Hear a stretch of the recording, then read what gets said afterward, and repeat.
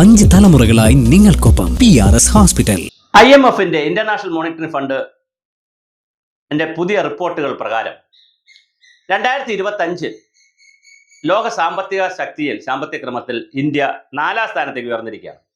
1ാം സ്ഥാനത്ത് അമേരിക്ക, 2ാം സ്ഥാനത്ത് China, Germany, പിന്നെ ഇന്ത്യ.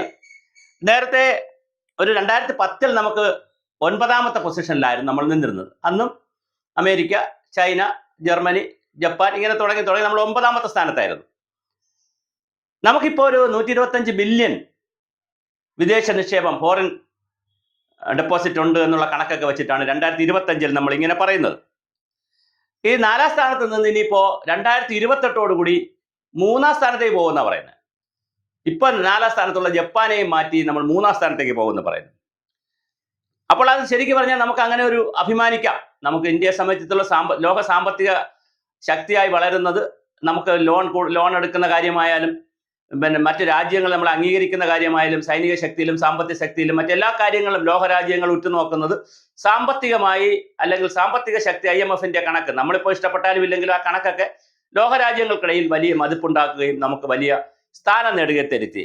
ഒരു 2000 നമ്മൾ 13ാം സ്ഥാനത്തായിരുന്നു. 13ാം സ്ഥാനത്ത് നമ്മൾ ഇങ്ങോട്ട് വന്നത്.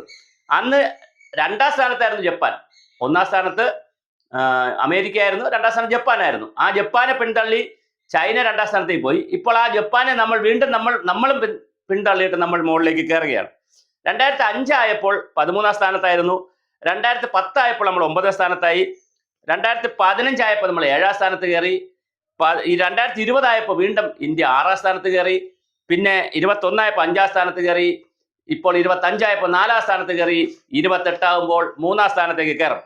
പക്ഷെ ഇങ്ങനെ 3ാം സ്ഥാനത്തേക്കൊക്കെ കയറും എന്ന് പറയുമ്പോഴും 3ാമത്തെ ലോക സാമ്പത്തിക ശക്തിയായി തുടരുന്നു എന്ന് നമ്മൾ കാഴ്ചപ്പാടൊക്കെ നമുക്കുള്ളപ്പോൾ എന്താണ് ഇതിനുള്ള അനുകൂലമായ ഘടകങ്ങൾ? 178 ലക്ഷം ആളുകളാണ് നമ്മുടെ രാജ്യത്ത് നിന്ന് കുടിയേറ്റം നടത്തിയിട്ടുള്ളത്. വിദേശ രാജ്യങ്ങളിൽ പോയി നമുക്ക് ഫോറിൻ എക്സ്ചേഞ്ച് മണിയായിട്ട് കൊണ്ടുതരുന്നത്.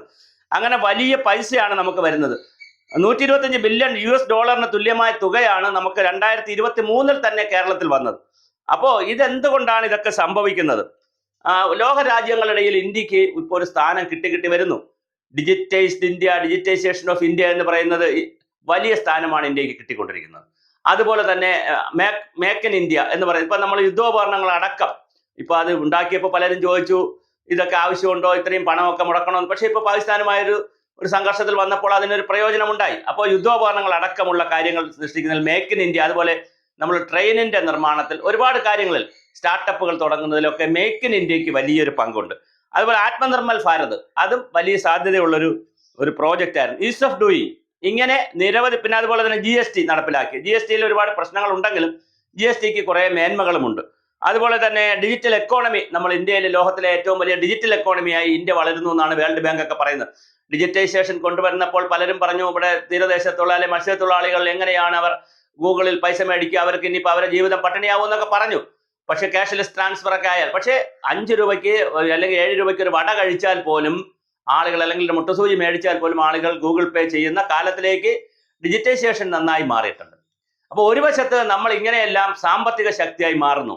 മൻമോഹൻ സിംഗിന്റെ കാലത്ത് മുതൽ തുടങ്ങി വെച്ച ലിബറലൈസേഷന്റെയും ഗ്ലോബലൈസേഷന്റെയും ഉദാരവൽക്കരണത്തിന്റെയും കുറെ പ്രൈവറ്റൈസേഷന്റെയും PPT, പബ്ലിക് പ്രൈവറ്റ് പാർട്ടിസിപ്പേഷൻ, അങ്ങനെ ഒരുപാട് കാര്യങ്ങൾ കൊണ്ടാണ് സാമ്പത്തിക ശക്തിയായി നമ്മൾ വളരുന്നത്.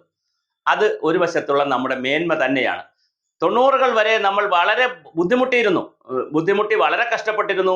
അതിവിടെ വെച്ചിട്ട് വലിയ മൻമോഹൻ സിംഗിന്റെയൊക്കെ നേതൃത്വത്തിൽ നടപ്പിലാക്കിയ സാമ്പത്തിക പരിഷ്കാരങ്ങളാണ് ഇന്ത്യയെ ഒരുപാട് മുന്നോട്ട് കൊണ്ടുപോയത്. പിന്നെ മോഡി സർക്കാർ വന്നപ്പോൾ അതിനെ കുറെ കൂടി മറ്റൊരു തരത്തിലേക്ക് വളർത്തിക്കൊണ്ടുവരാൻ ശ്രമിച്ചിട്ടുണ്ട്.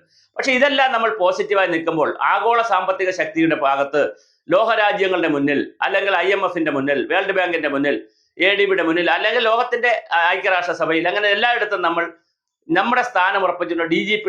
GDP ഒക്കെ ഉയർത്തി നമ്മൾ നിൽക്കുമ്പോഴും മറുവശത്ത് ഭാരതത്തിലെ ദാരിദ്ര്യം, പട്ടിണി, തൊഴിലില്ലായ്മ, ഇതിന്റെയൊക്കെ റേറ്റ് കൂടി നമ്മൾ അറിയേണ്ടതുണ്ട്.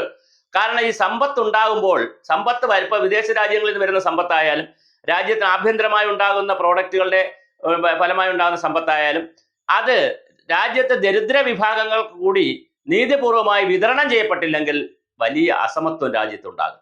ആ ഭാഗത്ത് ഇപ്പോൾ സ്വച്ഛ ഭാരത് വന്നു, എല്ലാവർക്കും ലാട്രിൻ കിട്ടുന്ന രീതിയിലേക്ക് കൊണ്ടുവന്നു. ജലജീവ മിഷൻ വന്നിട്ട് എല്ലാവർക്കും കുടിവെള്ളം കിട്ടുന്ന രീതിയിലേക്ക് രാജ്യത്ത് പല സംസ്ഥാനങ്ങളിലും 100% ആളുകൾക്കും പൈപ്പ് വെള്ളം കൊടുക്കുന്നുണ്ട്. അതുപോലെ തന്നെ സ്വച്ഛ ഭാരതിൽ 99% ആളുകൾക്കും അതായിട്ടുണ്ട്, ലാട്രിൻ ആയിട്ടുണ്ട്. അപ്പൊ ഇതെല്ലാം ഒരു വശത്ത് നടക്കുന്നു. മറുവശത്ത് ദാരിദ്ര്യവും അതുപോലെ കാർഷിക ക്ഷേമവും തൊഴിലില്ലായ്മയും ഒക്കെ ഉയർത്തിക്കൊണ്ട് വന്നില്ല എങ്കിൽ പെർ ക്യാപിറ്റ ഇൻകം, ആളോഹരി വരുമാനം എടുക്കുമ്പോൾ, അല്ലെങ്കിൽ ദേശീയ വരുമാനത്തിനേക്കാൾ ഉപരി ആളോഹരി വരുമാനം എടുക്കുമ്പോൾ വലിയൊരു പ്രതിസന്ധി വരും. അപ്പൊ പെർ ക്യാപിറ്റ ഇൻകം എടുക്കുമ്പോൾ ജപ്പാന്റെയോ അമേരിക്കയുടെയോ ഒക്കെ കണക്കാക്കിയിട്ട് ഭാരതത്തിന്റെ കണക്കാക്കാൻ ചില ബുദ്ധിമുട്ടുകളുണ്ട്. അപ്പൊ അതുകൊണ്ടാണ് നമ്മൾ ആ ഭാഗത്ത് വളരെ ഗൗരവമായി ശ്രദ്ധിക്കണം. കാരണം ഈ രാജ്യത്ത് സമ്പത്ത് ഉണ്ടായത് കൊണ്ട് മാത്രം നമുക്ക് സ്ഥാനം കിട്ടും, ഒക്കെ 1ാം സ്ഥാനമൊക്കെ കിട്ടും, അല്ലെങ്കിൽ 3ാം സ്ഥാനമോ 2ാം സ്ഥാനമോ ഒക്കെ ചിലപ്പോൾ കിട്ടും. പക്ഷെ അതിനപ്പുറം നമ്മുടെ രാജ്യത്തെ ദാരിദ്ര്യവും പട്ടിണിയും പോവർട്ടി ഇൻഡെക്സും ഒക്കെ നമുക്ക് മാറ്റിയെടുക്കാനുള്ള ശ്രമകരമായ പ്രവർത്തനങ്ങൾ കൂടി നാം ചെയ്യുമ്പോഴാണ് ഇതിന്റെ സത്ഫലം സാധാരണ ജനങ്ങൾക്ക് ലഭിക്കുന്നത്. അതിനാവശ്യമായ നയങ്ങളും ചട്ടങ്ങളുമൊക്കെയാണ് ഇനി നാം കൂടുതൽ ശ്രദ്ധിക്കേണ്ടത്.